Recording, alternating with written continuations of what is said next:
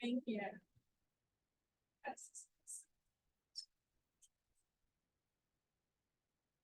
Just got one more coming in, and then we will go ahead and get started today.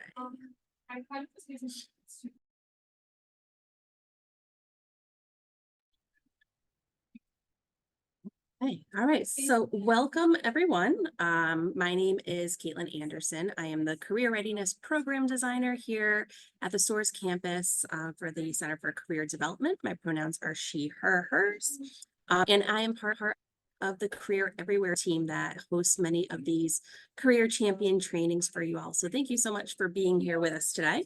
Just a few housekeeping items. Number one is that we are recording this event for those that aren't able to join us at this hour, and it will be posted to our Career Champion resource page in the coming days.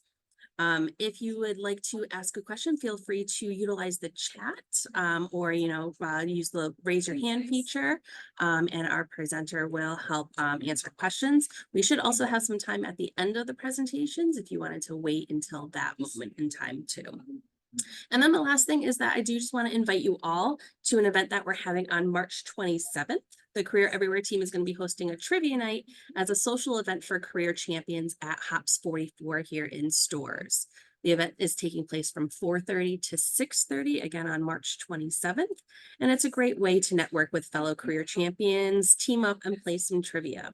So if you are interested in attending, I'm going to put an email address in the chat, and that will be your way of RSVPing for that event. So at this time, I'm going to introduce our presenter, Professor Marina Astitha.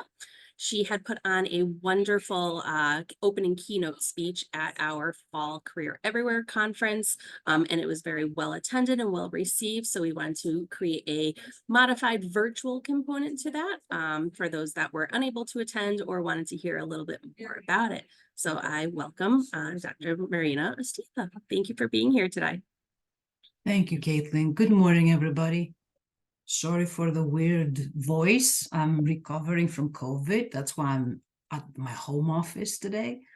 I'm very happy to be with you and to give you a more detailed account of what I've done last year and this year in terms of embedding career competencies into my teaching.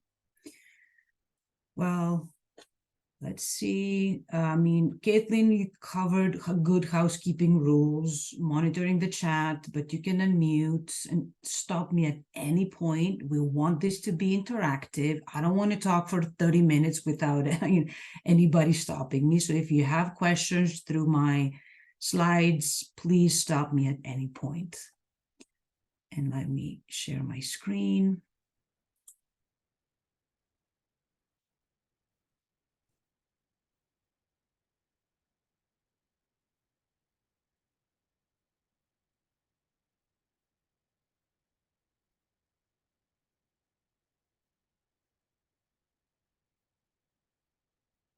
Everybody can see my screen? Thanks, Caitlin. All right. So a little bit of my background.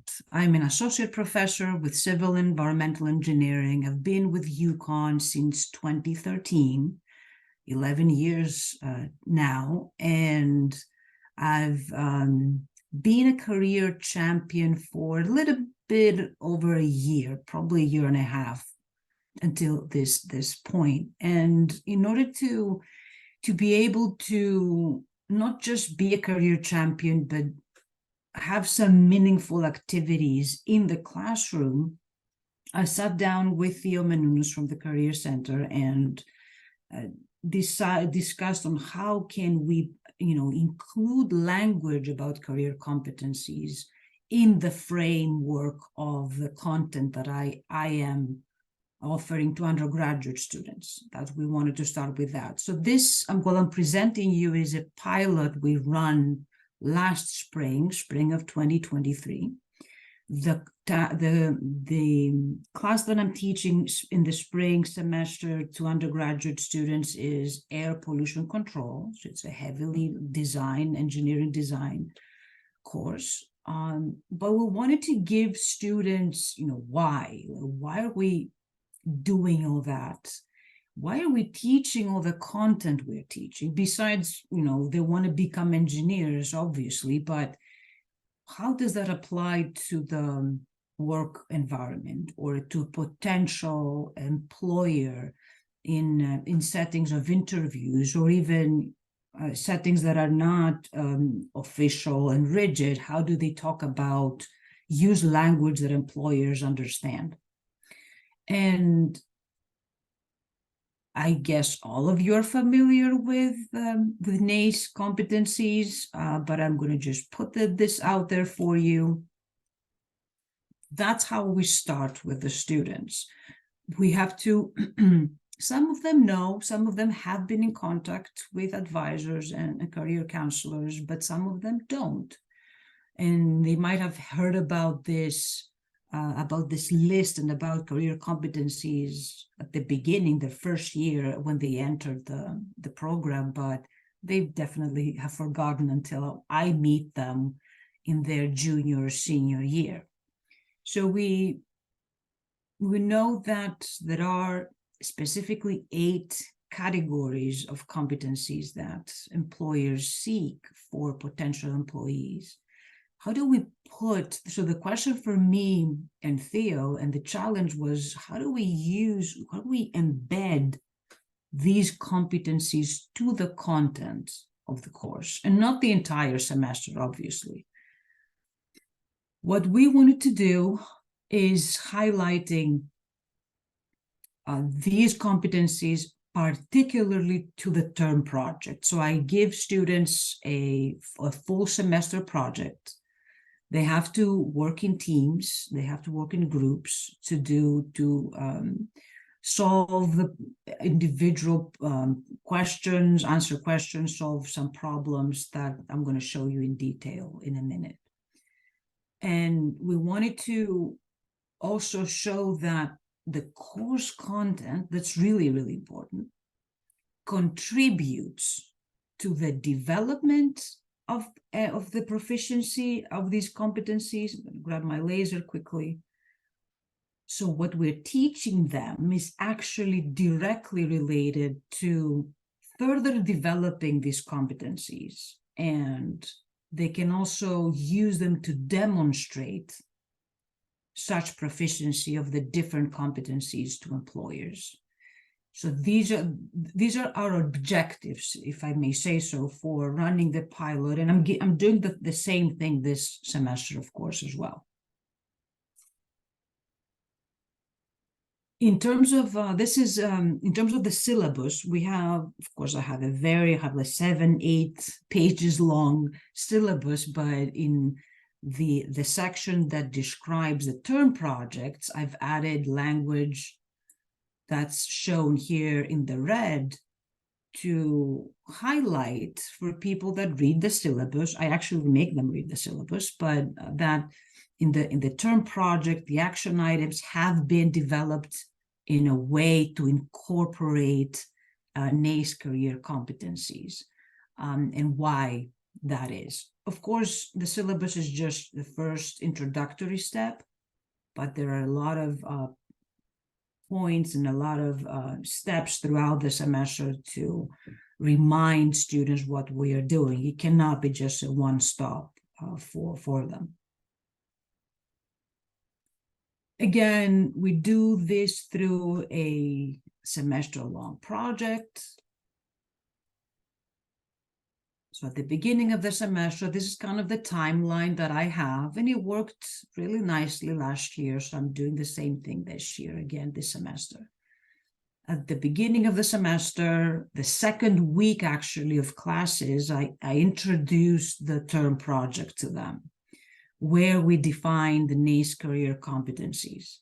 What I did differently this year is that I gave Theo a full 15-minute session. So he could do a full workshop with them to analyze and talk about why this is important, what, use examples from the past or past students to give them a better understanding of why we're embedding this as an additional material in this course.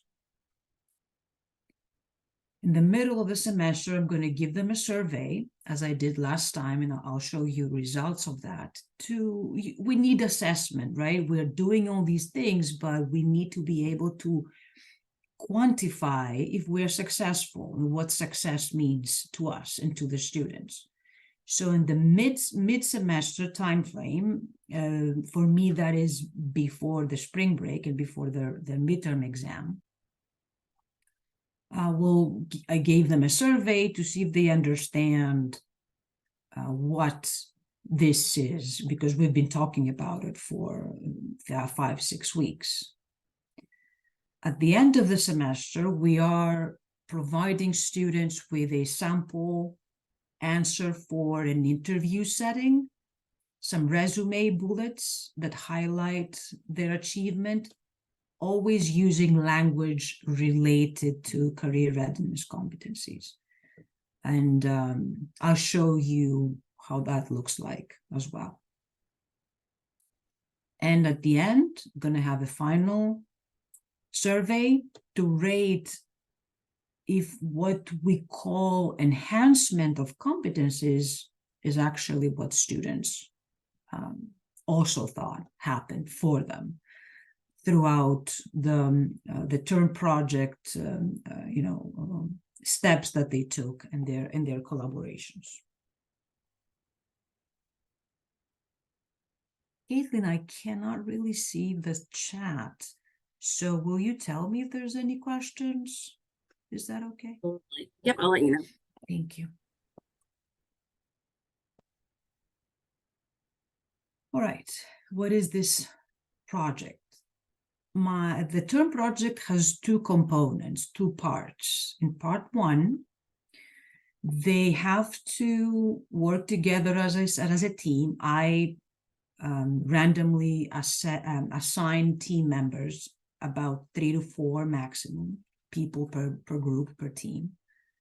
And then the part one is that they need to make a very detailed plan on how they will meet, how they will communicate, what's the schedule, what is the location, if applicable, if they're not meeting remotely.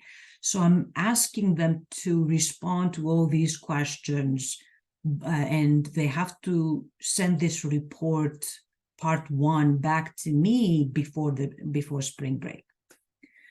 How will they evaluate if they are effective, if they have completed the tasks on time, and so on and so forth. And then I have a nice question in the end. Is it important to acquire and apply new knowledge for this research topic, or just everything we did in class was just enough? Which is important for that, to keep their mind into connecting the course material to the project. And for teams' roles and team members' roles and responsibilities is pretty important too, not more than 1 paragraph, and they briefly describe everything here. Now, besides this report, what I did this year is I also assigned their groups in Husky CT, and I can monitor online if they are communicating. I have them put journal entries there about once a week, where I have my check-ins with them in order to see if I can help them if they face a challenge, or somebody in the team does not respond at all, and so on and so forth. This is more for me to be on their side all the time and support them and nurture them through the process than anything else. But this particular report counts in terms of our career competencies, as you will see in the end. The second part is where the engineering solutions come into play. So I'm not going to bore you with the details, but designing an air pollution control system, I asked them to imagine they have to submit to a client that a plan for a new facility that emits particulate matter emissions, that emits in the air particulate matter concentrations, mass, in Connecticut, in order to meet the regulatory standards. So it's involved. It's not an easy task. But the challenge for us and the topic at hand was to get all the action items and reframe them and connect them to specific career readiness competencies that they will be utilizing and strengthening at the same time. So I would like to do this together. This is what I did back in November during the career conference, but it would be a nice opportunity to just, do more of an interaction with you guys. So what I will ask you is join Slido here. You can take your smartphone and log in here. How many people do we have? About 10 maybe? 1, 2, 3, 4, 5, 6, 7, 8.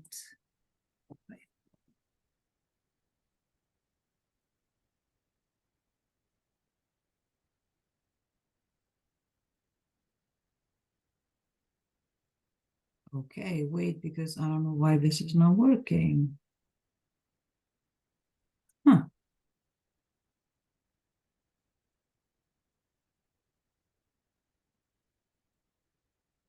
If this doesn't work, we're gonna do it okay, it's open now. Good. Yep. All right, so this is not timed. So let's talk about what my action item 1 is. To determine particulate matter emissions from that industrial facility and whether they are meeting or exceeding the regulatory standards. So they have to determine and do some calculations and figure out if they are within the regulatory standards.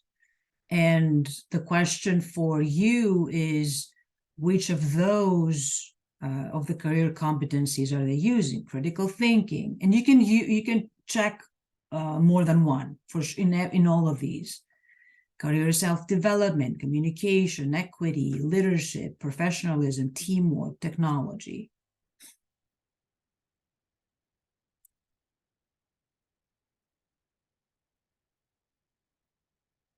I have 3 people in the active poll. 4, awesome.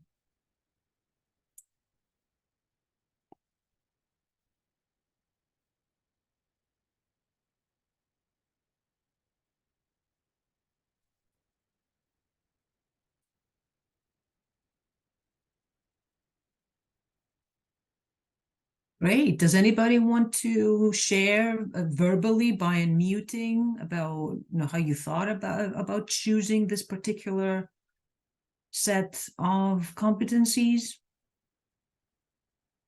I'll tell you what, I only have critical thinking in my list that I give to students. So I love that I see a lot of, your diversity and variability in your choices here. So it's helpful for me too, if you want to share what you thought and how you thought. Hi. Hi. I feel technology is important because you're measuring emissions and you're figuring out if they exceed the regulatory standards.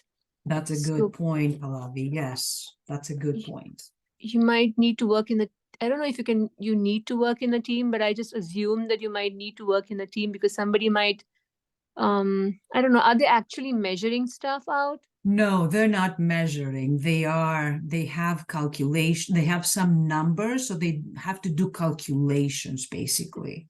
So do they have to talk to people who have done the measurements? I don't know. Does it matter the way the measurements are made? I don't know. No, that's not, because it's not. What you're describing is actually how this project was offered in senior design. And I kind of stole it from them, which was offered, I don't know, 4 or 5 years ago. Because this was a project actually from a sponsor, and everything you said was in place. There was a sponsor, so the students could talk to people about how these measurements came about and all that. But in my class, it's more of a theoretical, hypothetical type of setting. They can only talk to me. Okay, so maybe did they work in teams for this? They do work in groups. All the action items that I'm showing you are part of the entire project. But when they divide responsibilities, they might say, well, Marina takes action item 1 and Katie does action item 2, or 2 or 3 members can collaborate in one action item. So it's really up to them how they will work on each of these action items. The teamwork is important, and then professionalism when they are working in teams. It's important to be courteous and professional, Exactly. I think I should have included equity and inclusion as well, because when you work in a team, then it's important to include everybody has different thinking. I don't know how standardized this is. So This is great. Yeah. Do they have latitude in having opinions about the regulatory standards? I mean, because emissions would be okay, this and this, right? So is it possible for them to have different diverse viewpoints? Not at this stage. Then I don't know how equity and inclusion would come in. I don't think it does. Yeah. Well, it might be, to me, it's inherently there. Indirectly, it should be there, but it's not explicitly there so that students understand how they're using those skills. I did not. Yeah. Sorry, go ahead. I'm sorry. No, go ahead. This is so much fun. Go. No, I did not tick that. Yeah. And I just tick critical thinking and communication, because they do need to communicate with one another in a team, and they do need to think critically when they are evaluating if the regulatory standards have been exceeded. Exactly. It's a pretty rigid process that they have to follow. The standards are so and so. They have to do the calculations correctly and see whether they fit whether that facility will be within the standards or not. Wow. Great. Thank you. Thank you so much. I'm going to move. Let me close this.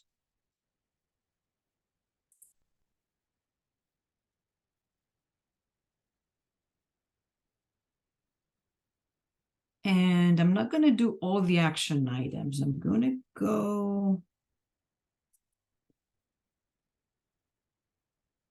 to one of my favorites, if I can. Number 6. Let's see if I can open that. Oh, I have to close. See, technical difficulties again. Okay, got it. Action item 6. It should be open. Review economic, environmental, and environmental justice impacts for the air pollution control system that you designed. So that's kind of like the end of the action items. They have designed an air pollution control system. They've done all their calculations. And in the end, I'm asking them to review economic, environmental, and environmental justice impacts. So how would you pair that with the career competencies we have in the list? Awesome.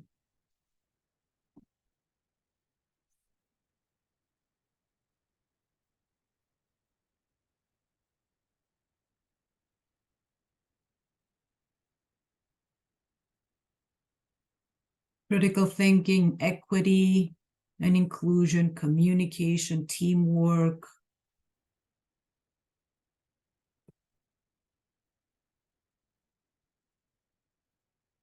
Technology.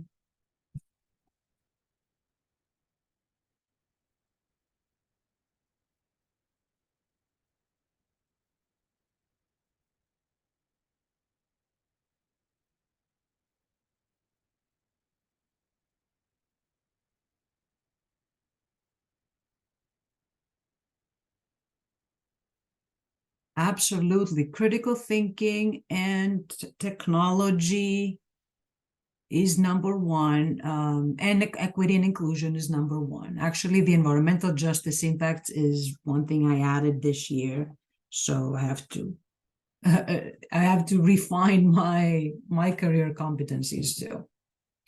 So, that was this gives you a good idea of the prep work you need to do for your course. And you might not have a full term project. You might have mini projects throughout, or you might have a homework assignment that you can just try to pair some of the action items or just the entire thing with the career competencies that are at play for that particular activity. Or you do a class activity. I think we can find so many action activities and content we are delivering, no matter what the concentration is, that really can tap on that list of career competencies, and the students understand it and feel it really, really easily in the end.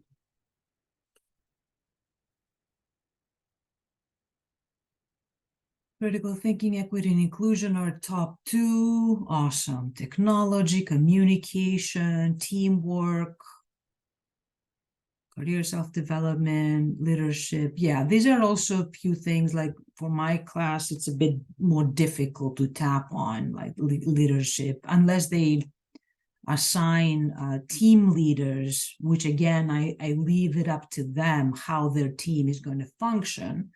If they choose not to have a team leader, then leadership, they don't get that their leadership skills might be used and enhanced. Great, thanks everybody. Let me pause that one.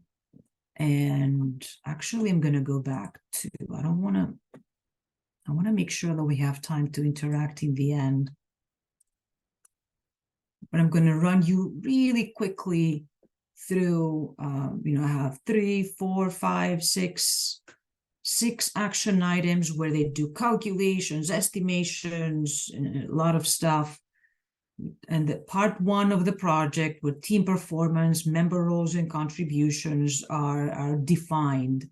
This is where they use a lot of the communication skills and professionalism and teamwork. They not just use them, but they strengthen them. And the final report and presentation, in whatever format they choose, they can stand up and do the presentation in person. They can prepare an animation or a video of some sort. That's also using and ensuring professionalism, teamwork, technology at the same time. Oh, that's what I did last year. So I gave them, as part of my project, they get this list. They get action items on the right column and career competencies on the left. This has changed this year a little bit, but major critical thinking. Number 2, also critical thinking, technology. You're going to see a lot of that in this engineering class.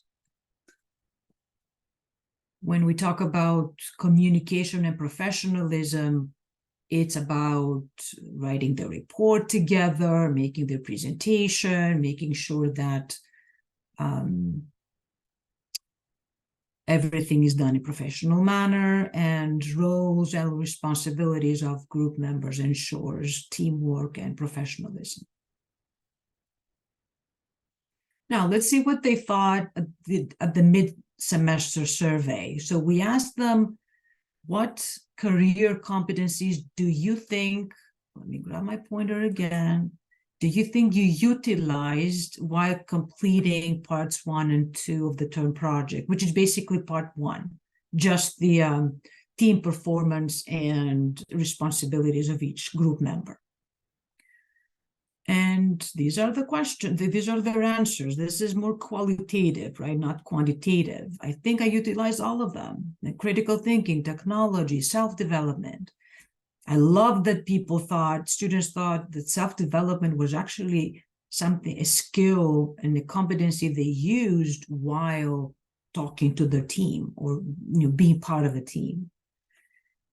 Making myself marketable, communication, teamwork, leadership. So we were really happy to see that, yeah, they're getting it. At the mid of the semester, they kind of understand where we're going with this. The sample interview answer, that's not my thing. I couldn't do that. That's Theo. He sat down and gave them something like a gift at the end of the semester. Like, okay, we did all that. Now, how are you going to use it when you are sitting down for an interview with a potential employer? So he basically used some buzzwords, some keywords in order to embed the language of career competencies to the tasks that they finished in this course project. So, for example, our project involved working in a team to design an air pollution control system, because we're assuming they're talking to an engineering firm. So people understand design there. They want to hear that word, actually. We collaborated as a team and assigned specific tasks for each group member.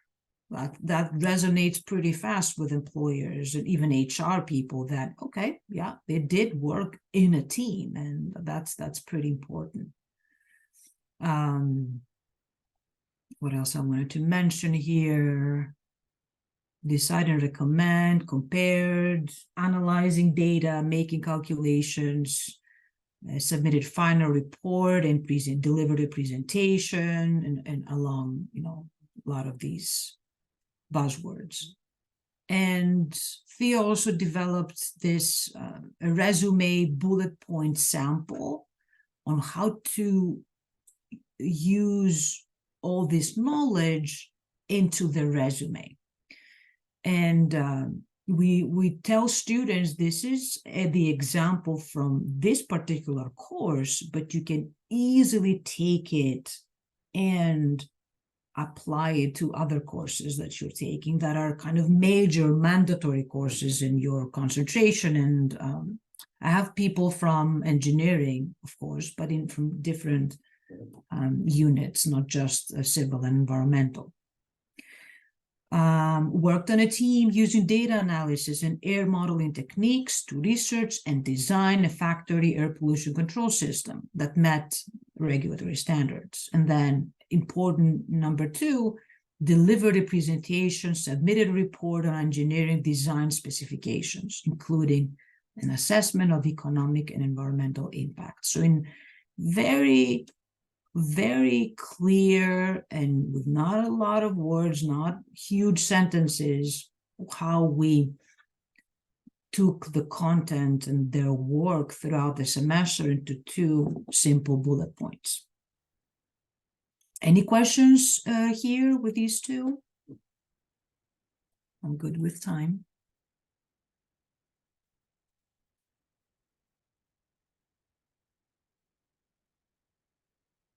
We can come back anytime.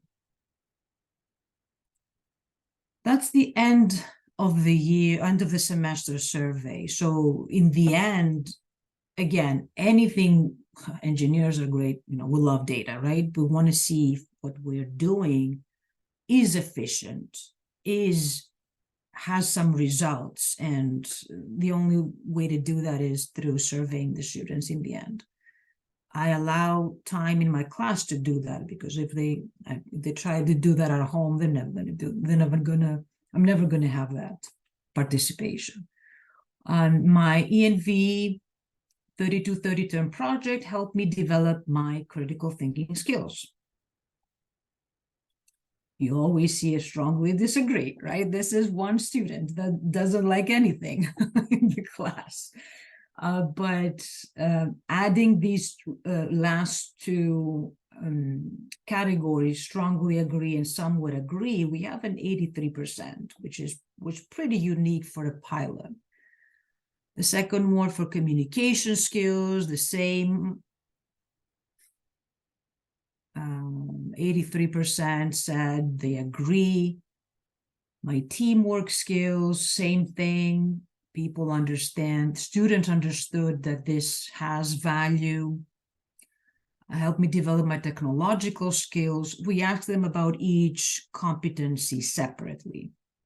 Technological skills are a bit more widespread. So it's not, you don't have the same percentage in the strongly agree, which I understand because we're not using complex technology in this class, just Excel with some functions, and that makes sense in terms of the percentage. Then leadership skills, you see 61%. So it's not like, it still makes sense. We're not really focused on developing their leadership skills necessarily through this project. Professionalism, yes, 74%. In total, they agree. Self-development skills, I was afraid that wouldn't go well, but they actually think that it resonates with them. And what we did for career self-development skills is pretty helpful. Last one, equity and inclusion. I thought that would be lower too, but this is beautiful, seeing a 70%, and you can always go only up from here, right? So that's a good thing, hopefully. So I'm repeating, as I said, exactly the same sequence in spring 2024, changing some items here and there, check-ins. As I said, I gave Theo a full class to have it as a workshop and have students understand career competencies better. Last year, I invited him for 10 minutes and a couple of classes here and there. And I thought it would be, a better, stronger effect and influence on students to have him in the class. That's not always feasible. It was for me this year. So I'm not saying this is something everybody should do. So embedding final thoughts, embedding language of career readiness competencies in classes, in our classes, is really important, and students understand how useful it can be for their career prospects and for their job later on. It is doable through collaboration. So a note, I would never have done any of that by myself. And the Career Center has wonderful people to help you to develop this particular, make that particular connection in one aspect of your course, of your class. The feedback from students is also important. We need to hear what they think, what they understand, what they want. And the feedback I received told me, all right, Marina, go with it. Don't stop, continue this work, because what they understand the connection, what they learn in class, how they can use that when employers are talking to them. Briefly, I did the same thing for my graduate class in the fall semester. That's a really small class, just 9 environmental engineering graduate students. I'm not going to take a lot of your time with this. It was more difficult because the graduate content is not as rigid and is not as how can I say closely monitoring what students do. But nevertheless, when I surveyed the graduate students to see if that's helpful for them, they told me, for example, that I've asked them, have you ever heard of career readiness competencies before? And what is your source of information? It's like 50-50. Yes, I have.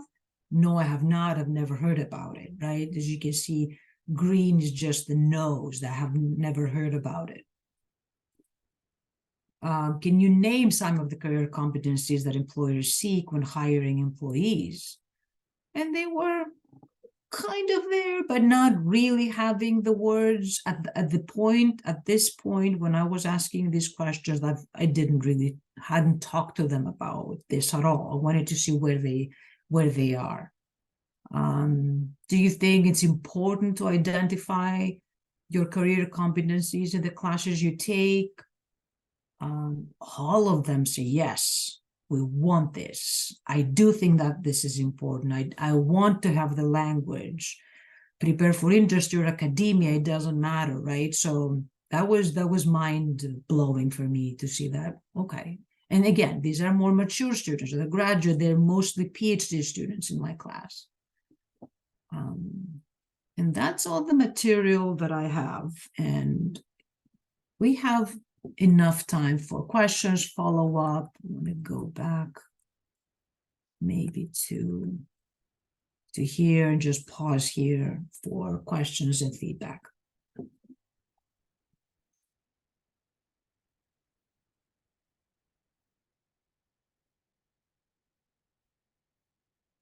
Anybody wants to? The other thing we could do, if you want, is to talk about your class.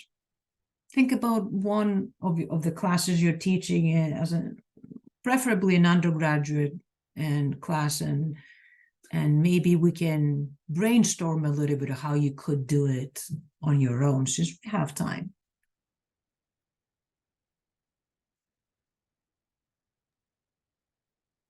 Hi, Marina, this is Anna. Hi, Anna. I just wanted to say that this was super helpful. I feel like I throughout was thinking about ways to like incorporate something similar into the class that I teach. So I teach in the Allied Health Sciences department, a course called Counseling and Teaching for the Health Professional. And I think one of the things that you talked about that really resonated was how you had the students for their like full semester project identify how they were going to accomplish everything, when they were going to meet, how they were going to work as a team, and all that stuff at the beginning is not something that I do right now for the group projects that I do in my class. And I think that I want to start doing that now, because that seems like such a great way for them to identify, okay, like professionalism and identify how we're going to work as a team. And it makes so much sense to do that at the beginning of the group project. So, and then these sample interview answers, I think, are also so helpful, because it does feel like the students often just don't know how to apply the language. Like they know they've done something, but they don't know how to articulate it. Yes, absolutely. So I think this sample interview answers is also something that I would love to integrate into my course. So this is just so much inspiration. So thank you so much. Oh, for thank you. presentation. Oh my goodness. Thank you. And thanks to Caitlin for putting everything together. It's wonderful to hear your feedback, and all the material is going to be available to everybody. So Awesome. if there's anything you can take from it that's helpful, that's great. And I wanted to mention, that this is like years in the making, especially the team performance that I've done over the years, and till I found something that I thought worked in the end, which is how to. Here's the thing. In the past, I would assign group members. Sometimes at the beginning, I let them choose their own members. I don't think that's realistic, because in real life, they will not choose who their team members are going to be. And but when I just assigned and then let them do their own thing, they would come 2 weeks before the end of the semester saying, Professor, this person so-and-so never responded to us and never did anything. And I would be like, I cannot do anything now to help you. You're 2 weeks before the deadline.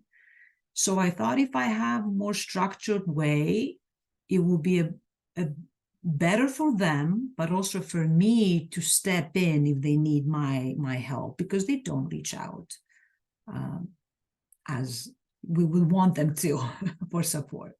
So this is where I'm coming from by structuring that team responsibility, performance, and all that, besides the career competencies.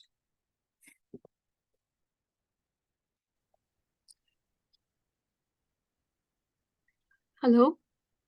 Hi, Pallavi. Hi, my name is Pallavi. Thank you so much for sharing these different strategies with us.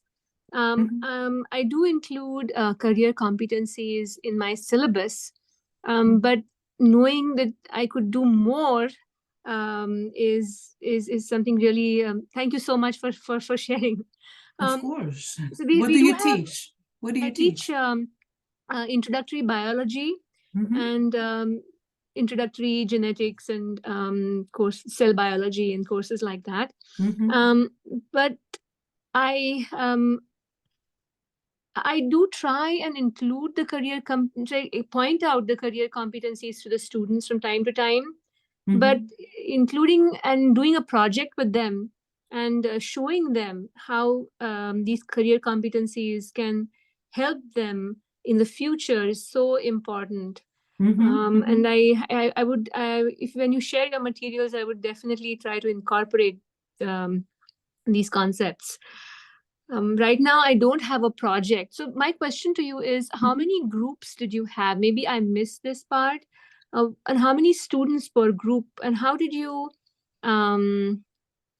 interact with them on a weekly basis, or or monthly basis? That's a great question. No, I didn't mention that. So this year, this course has from 30 to 50 to 60 students at a time. This semester, I have 31. So I have 8 teams, and they are 3 or 4 students. And I also have 1 student. Sometimes, most of the times, I also have students that want to do an honors project conversion. So they're doing this on their own. But 7 to 8 teams, I don't put more than 4 people because then it's too crowded and too difficult for them. 3 to 4, I think, has been a good number for me. Okay. And I mean, in all honesty, we're all so super busy. We do research, we do teaching, we do other administrative stuff, maybe. Ask for help from the Career Center. Like, you don't have to figure out everything on your own. You don't have to figure out a project if the project does not apply to your introductory biology class, right? It's not feasible. Maybe it might be a homework or a class activity you can have them do. In groups, like a bit of randomly assigned. How many students do you have? Probably a big class, right?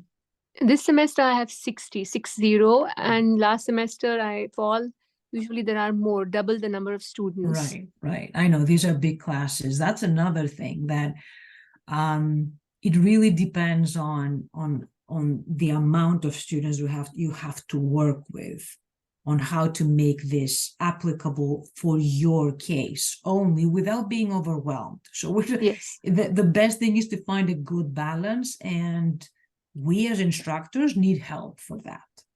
Yes. I'll tell you, Theo is my husband, and as I said, I don't have to be nice and kind to him. So it was difficult, like to figure out exactly how that would work, but I needed the help for sure from somebody from the Career Center that understands the employer side of things. Wow. Thank you. Thank you for your feedback.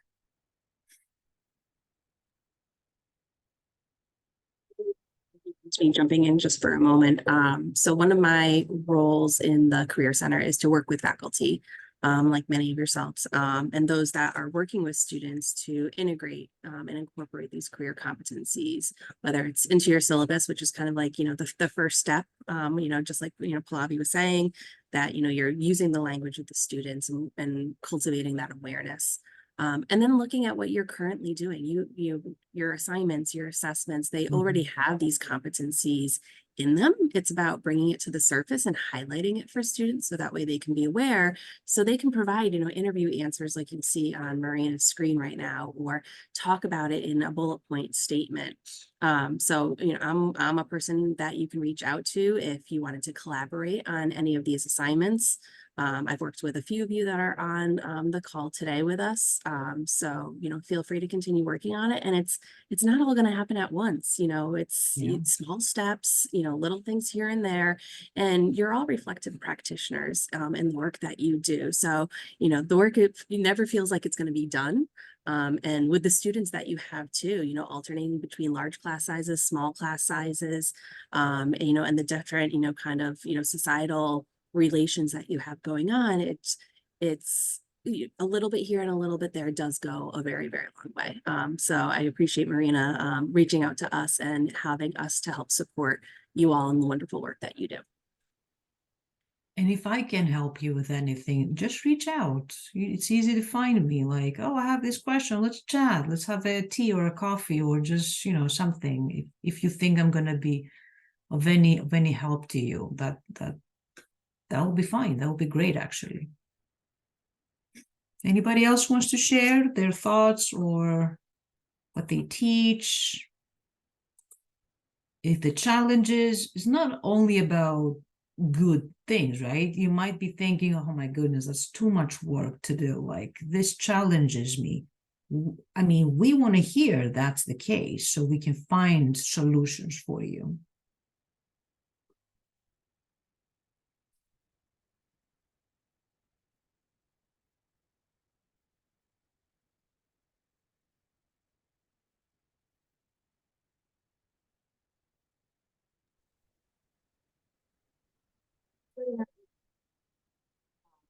The kind of the whole premise behind the project, you said was brought about by a sponsor.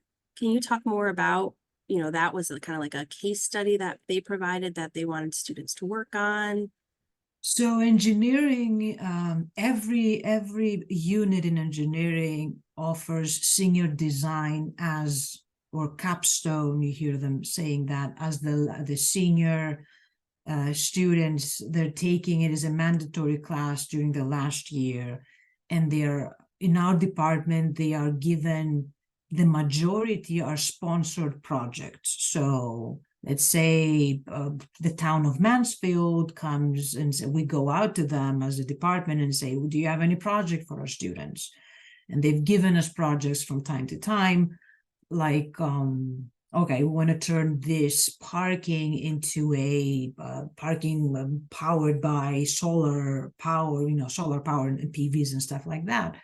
So that the project that I took, and I revised it, of course, was a senior design project given to our environmental engineering students by a sponsor. So it was a real company that wanted to make, develop a new facility for recycling glass at a particular location. I just took that all out because I want the students to navigate, look at the map of the state of Connecticut and say, okay, what am I going to place this for other reasons?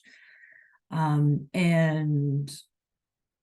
when we have a sponsor for senior design, which is still a team activity, but you can have 4 or 5 students working in a team throughout the year. So this is a full academic year, 2 classes, one in the fall and one in the spring.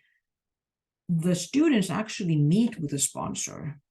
If it's a big consulting company or engineering firm, they have somebody to mentor the students, and they sit down and they hear what the company needs, right? Or the town, and with the town engineer, and they have these really actual, real professional relationships and exchanges in the context of the project they're working on. And I thought, wow, this fits so nicely. We don't have air pollution usually, but this fit so nicely with what I wanted to do. And before that, I was just giving them literature reviews. They could choose a topic and do a literature review. So the change was huge, was for them from year to the next, for the next offering. Does that answer your questions, Caitlin? I love that, that whole premise of, you know, this is real, it's real world, you know, it's coming from industry. Yeah. You know, and I'm just thinking about those that, you know, might have a harder time making that connection, you know, if they don't have kind of like that capstone within their department, you know, how they can go about still utilizing that same concept, or reaching out to those within the community, or, we have, a directory of employers that, if, we can help make that connection possible. So that way students do feel like, this is something that I'm going to be asked of, and learn how to develop those skills and what skills are necessary to complete that task. It's always immensely helpful, for, students to have that real life experience. Yes, absolutely. And we can make things up by saying, well, unless, I think that the most challenging aspect is when you have a first year student where you do some really basic introductory stuff, or even a third semester student in whatever discipline you're in.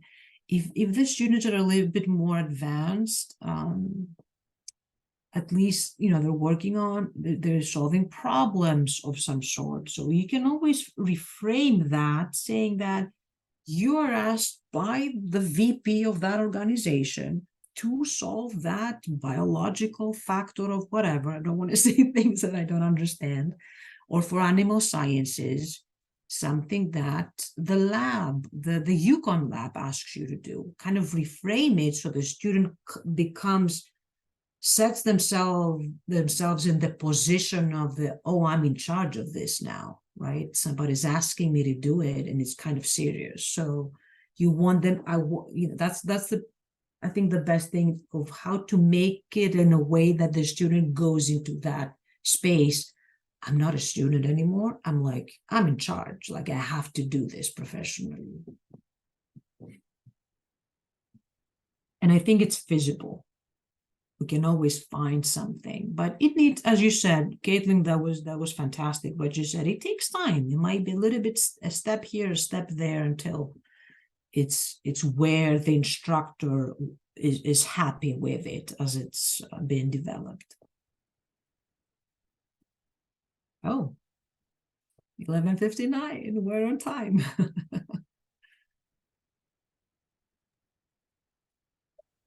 Any last questions for us, for me, Caitlin?